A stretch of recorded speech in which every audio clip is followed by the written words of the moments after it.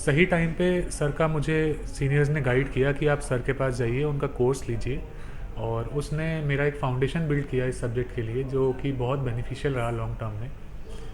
और chemistry as an optional जब हम लेते हैं तो कई बार आपको लोग बोलेंगे, मेरे केस में भी ऐसा था कि पेरेंट्स काफ़ी बोलते थे कि ह्यूमैनिटीज़ का कोई सब्जेक्ट ले लीजिए, कि मैं क्वेश्चन अटैम्प्ट ही नहीं कर पाया, कुछ 35 नंबर के क्वेश्चन में छोड़ के आ गया। तो सर ने मुझे समझाया और उन्होंने जो मेरी सॉल्विंग टेक्निक थी, आंसरिंग स्टाइल थी, उसके रिगार्डिंग थोड़े इनपुट्स दिए मुझे। तो मैं ये समझता हूँ कि सर का एक विशेष योगदान रहा है सेकेंड अटैम्प्ट को सही और सफल बनाने में। नमस्ते दोस्तों, मैं हूं शिवम दिवाकर और आपके लिए हमने बहुत सारे वीडियो मुखर्जी नगर करोल बाग के बनाए हैं। बहुत सारे हमने उन स्टूडेंट से बात की है जो इस बार सेलेक्ट हुए थे यूपीएससी सीएससी 2023 के फाइनल रिजल्ट में। अक्सर बहुत सारे स्टूडेंट ऐसे कमेंट करते हैं कि भैया जो लोग सेलेक्ट हुए हैं आप उनसे ज़्यादा से ज़्यादा बात कीजिए ताकि हमें थोड़ा सा गाइडेंस मिल जाएगी। आज की वीडियो में हमारे खास मेहमान हैं पुरुकुल सिंह सोलंकी सर। इनका 21 रैंक है और ऑप्शनल केमिस्ट्री था। सर से ही जानेंगे कि इनकी क्या रणनीति थी, कहाँ से हैं और कौन सा अटैम्प्ट था। सर आपको बहुत बहुत बधाई। धन्यवाद। सर मैं आपसे ये जानना चाहूँगा, आप कहाँ से हैं? मैं मूलतः जयपुर शहर का निवासी हूँ, जो कि राजस्थान की कैपिटल सिटी है, और ये मेरा दूसरा प्रयास था। आपका जो ऑप्शनल सब्जेक्ट था, मुझे पता चला है केमिस्ट्री था।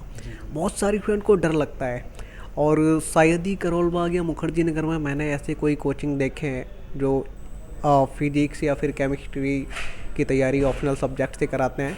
और मुझे बहुत सारे स्टूडेंट ग्राउंड पे ही मिलते हैं, कहते हैं भैया हमें कोई ऐसा कोचिंग नहीं मिल रहा है कि हम कहाँ से करें। जब आपने ये सेलेक्ट किया तो लोगों ने आपको ये नहीं कहा कि ये मतलब इससे कुछ होता ही नहीं है? ये बात बिल्कुल सही है कि जब मैंने ऑप्शनल सेलेक्ट करने की बारी आई थी तो काफ़ी असमंजस की स्थिति थी कि कौन सा लेना चाहिए, कौन सा ज़्यादा स्कोरिंग है, इस तरह के ख्याल आते थे। मैंने ये पाया कि मेरा जेन्युइन इंटरेस्ट केमिस्ट्री में था आईआईटी जेईई के टाइम से ही। और मैं फॉर्चुनेट मानता हूँ खुद को कि रंजन सर की गाइडेंस मुझे मिली वाया द डायस इंस्टीट्यूट। सही टाइम पे सर का मुझे सीनियर्स ने गाइड किया कि आप सर के पास जाइए, उनका कोर्स लीजिए। और उसने मेरा एक फाउंडेशन बिल्ड किया इस सब्जेक्ट के लिए, जो कि बहुत बेनिफिशियल रहा लॉन्ग टर्म में। और केमिस्ट्री एज एन ऑप्शनल जब हम लेते हैं तो कई बार आपको लोग बोलेंगे, मेरे केस में भी ऐसा था कि पेरेंट्स काफ़ी बोलते थे कि ह्यूमैनिटीज़ का कोई सब्जेक्ट ले लीजिए। बट आपको, अगर आपका ये खुद का डिसीजन है और आपको इस सब्जेक्ट में इंटरेस्ट आता है, चाहे वो केमिस्ट्री हो, फिज़िक्स हो, कोई भी टेक्निकल सब्जेक्ट हो, तो आपको अपने डिसीजन के साथ स्टिक करना चाहिए। और मैं आशा करता हूँ कि आप अपने ऑप्शनल में अच्छे से अच्छे नंबर स्कोर कर पाएँ। सर आपने ग्रेजुएशन वगैरह कहाँ से? मैंने आईआईटी बॉम्बे से केमिकल इंजीनियरिंग में ग्रेजुएशन किया था 2021 बैच में। आपके पिताजी क्या करते हैं? मेरे पिताजी एग्जीक्यूटिव इंजीनियर हैं राजस्थान विद्युत प्रसारण निगम में। सर जो डाइस इंस्टीट्यूट है यहाँ पे हम पहले भी आए थे। हर साल यहाँ से बच्चे सेलेक्ट होते हैं फिजिक्स केमिस्ट्री वाले जिनका ऑप्शनल होता है। आपका क्या मानना है, ये स्टूडेंट की कुछ हेल्प कर पाता है ये इंस्टीट्यूट या नहीं? क्योंकि मुझे लगता है यहाँ पे बच्चे ढूंढते रहते हैं, शायद ही उनको नहीं मिलता है, ढूंढते ढूंढते फिर यहाँ पे पहुँचते हैं। आपको कैसे और कहाँ से इनके बारे में पता चला था और क्या सच में ये आपकी कुछ हेल्प कर पाए तैयारी के दौरान? जब मैं ऑप्शनल सेलेक्ट कर रहा था तो मैंने यूट्यूब पे काफ़ी सर्च किया था कि कौन सा इंस्टीट्यूट दिल्ली में बेस्ट होगा। उस टाइम ऑनलाइन मोड में ही मैंने लेना मुनासिब समझा, क्योंकि कोविड चल रहा था उस टाइम 2021 में। और डायस इंस्टीट्यूट का नाम सबसे टॉप पे आ रहा था। रंजन सर का जो गाइडेंस प्रोग्राम रहता है उसके बारे में मैंने कई और लोगों से भी सुना था। और पिछले साल के जो टॉपर्स थे, जैसे कि दिव्यांश सर थे, उनका भी एक फेवरेबल फीडबैक रहा था सर के और उनके कोर्स के लिए।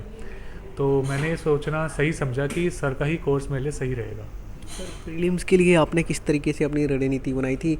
पिछली बार जो प्रीलिम्स हुआ था बहुत सारे स्टूडेंट सी सेट में फेल हो गए थे। इस बार प्रीलिम्स आने वाला है, आप क्या सलाह देना चाहेंगे उन स्टूडेंट को जो इस बार देने वाले हैं?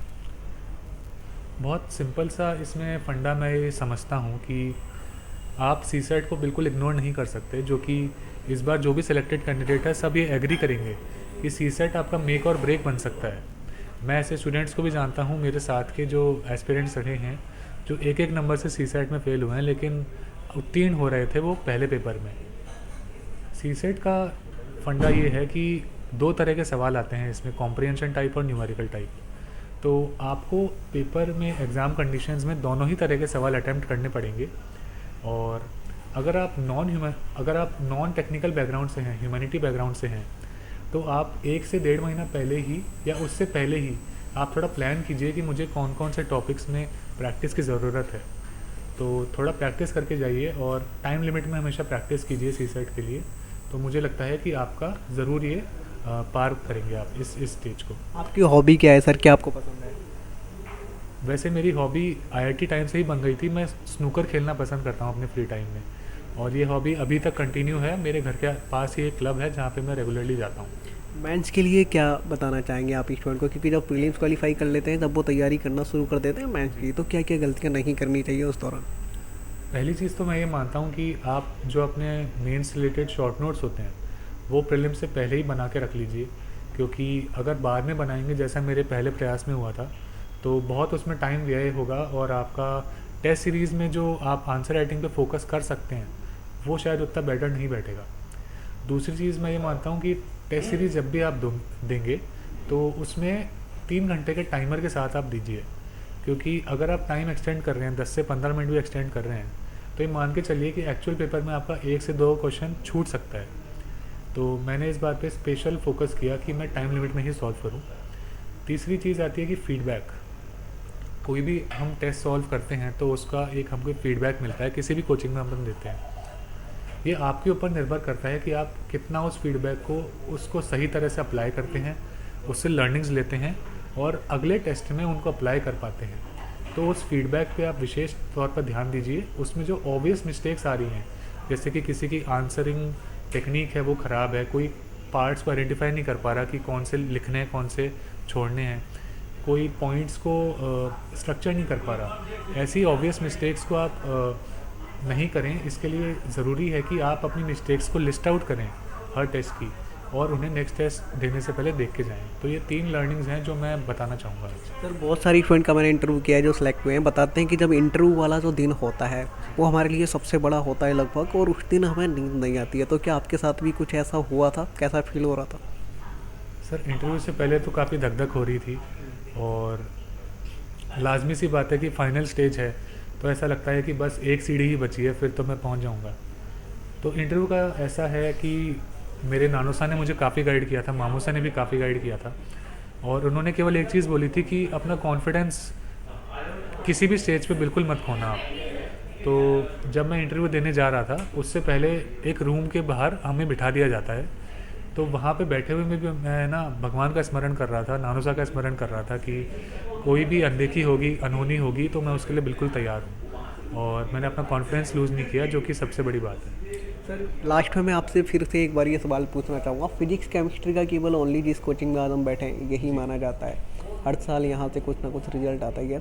क्या जैसे आपने फर्स्ट अटैम्प्ट दिया था, फिर आपने सेकंड दिया, तो क्या फर्स्ट अटैम्प्ट देने से पहले भी आपने यहाँ से हेल्प ली थी, या फिर सेकंड में जब कुछ गलतियाँ हुई पहले तब आपने हेल्प ली? और वाकई में जो सर बताते हैं यहाँ पे वो इफ़ेक्टिव थोड़ा बहुत होता है या नहीं? मेरी जो यहाँ से इंटरेक्शन था वो फर्स्ट अटैम्प्ट से पहले ही चालू हो चुका था, जब मैंने यहाँ से फाउंडेशन कोर्स लिया था केमिस्ट्री का। सेकंड अटैम्प्ट में ये बात रही कि केमिस्ट्री का पोर्शन में इतना अच्छे से टैकल नहीं कर पाया पेपर में, तो मैंने रंजन सर से स्पेशल गाइडेंस ली उस टाइम मैंने उनको बताया, अपनी व्यथा सुनाई कि मैं क्वेश्चन अटैम्प्ट ही नहीं कर पाया, कुछ 35 नंबर के क्वेश्चन में छोड़ के आ गया। तो सर ने मुझे समझाया और उन्होंने जो मेरी सॉल्विंग टेक्निक थी, आंसरिंग स्टाइल थी, उसके रिगार्डिंग थोड़े इनपुट्स दिए मुझे। तो मैं ये समझता हूँ कि सर का एक विशेष योगदान रहा है सेकेंड अटैम्प्ट को सही और सफल बनाने में, और उसके लिए आज मैं उनको धन्यवाद करता हूँ। आज आपके राजस्थान के भी कई सारे स्टूडेंट देख रहे होंगे, आप उनको क्या कहना चाहेंगे? मुझे लगता है कि आपके राजस्थान से हर बार ज़्यादा सेलेक्ट होते हैं, शायद मुझे ऐसा लगता है। मुझे जो इस बार का डेटा मिला है उसके हिसाब से शायद राजस्थान में हिस्टोरिकली हाई सिलेक्शन हुए हैं इस बार, कुछ 60 से ज़्यादा लोगों का सिलेक्शन हुआ है, जो कि अपने आप में बहुत ही काबिल तारीफ़ है। मैं ये मानता हूँ कि राजस्थान एक डेवलपिंग स्टेट है जहाँ पे कुछ सेलेक्ट एजुकेशन पॉकेट्स अभी बनने लग गई हैं, जैसे कि जयपुर है, कोटा हो गया, गंगानगर, अजमेर हो गए। तो मैं ये मानता हूँ कि यूपीएससी और इन जनरल कोई भी कॉम्पिटिटिव एग्ज़ाम है उन्हें पार करने के लिए वहाँ पे एडिक्वेट गाइडेंस है, और अगर आपको ऐसा लगता है कि आपके शहर में गाइडेंस नहीं है तो आप दिल्ली में आके पढ़ाई कर सकते हैं, यहाँ से ऑनलाइन मोड ले सकते हैं घर पे बैठे हुए, जो कि हेल्पफुल रहता है लॉन्ग टर्म में। ओके, दोस्तों आज की वीडियो में हमने बात की है पुरकुल सिंह सोलंकी सर से। अगर आपको ऐसा लगता है कि हम कोई और सवाल आपके लिए पूछना भूल गए हैं तो आप कमेंट बॉक्स में प्यारा सा कमेंट लिख भेजिए। मिलते हैं आपसे किसी और वीडियो में। ये वीडियो देखने के लिए आपका बेहद शुक्रिया।